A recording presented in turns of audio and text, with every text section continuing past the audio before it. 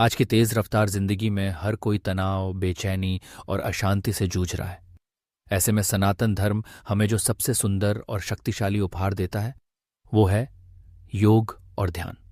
योग का मतलब है शरीर, मन और आत्मा का संतुलन। यह कोई एक्सरसाइज नहीं, बल्कि एक जीवन शैली है।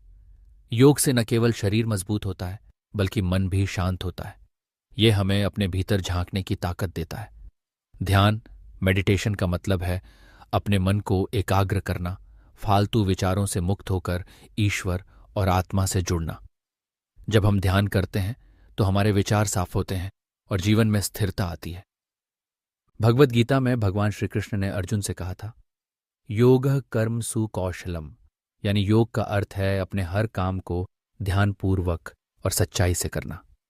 ऋषि मुनियों ने हजारों साल पहले ही जान लिया था कि अगर इंसान को स्वस्थ, शांत और सुखी रहना है तो उसे योग और ध्यान को अपनाना होगा। उन्होंने बताया कि जीवन की असली शक्ति बाहर नहीं, हमारे अंदर है, और योग ध्यान ही वह रास्ता है जिससे हम उस शक्ति को पा सकते हैं।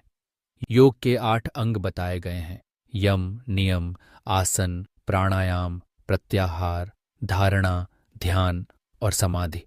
इनमें से आसन और ध्यान आज सबसे ज्यादा लोकप्रिय हैं। ध्यान करने से गुस्सा कम होता है, नींद अच्छी आती है, चिंता घटती है और एक नई ऊर्जा मिलती है। रोज 10-15 मिनट भी ध्यान किया जाए तो जीवन में बहुत बड़ा परिवर्तन आ सकता है। आज पूरी दुनिया योग को अपना रही है।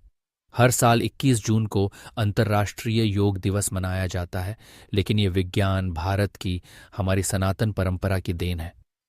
हमें गर्व होना चाहिए कि हमारे पूर्वजों ने ऐसा अनमोल ज्ञान हमें दिया। योग और ध्यान केवल शरीर को तंदुरुस्त बनाने के लिए नहीं, बल्कि आत्मा को भी जगाने के लिए है। ये हमें भगवान से जोड़ते हैं, जीवन को सुंदर और शांत बनाते हैं। आओ हम सब मिलकर योग और ध्यान को अपने जीवन का हिस्सा बनाएं।